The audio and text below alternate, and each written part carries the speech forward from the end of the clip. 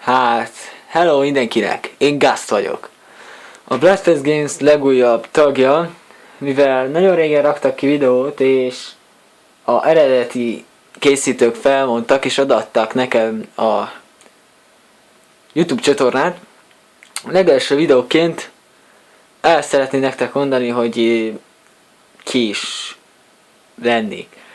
Háj, itt a kamera. Oh. Ja, tényleg először van kamerám, ezt azzal veszem fel. Ahogy látszik is egyébként szerintem. Itt hátam mögött van a házom, bazd meg. Én egyedül vagyok itthon. Ja, tényleg a haverom elment. Mindegyikünknek van egy maszkja.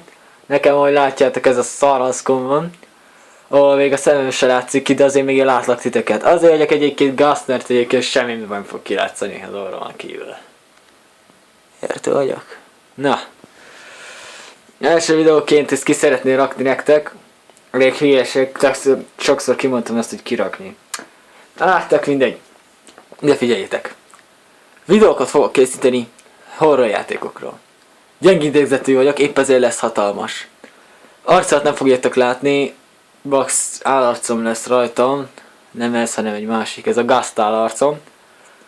Ha látni akartok utcán, csak elég néha azt mondod, hogy Gast. Azt Bax felfigyelek. Jó? De egyébként csak ennyi. Én nem vagyok valami nagy szám. Én ilyen kis szar videós vagyok még. 0 feliratkozóval, maximum 3. Ezek is a régi csatorna ismerősei.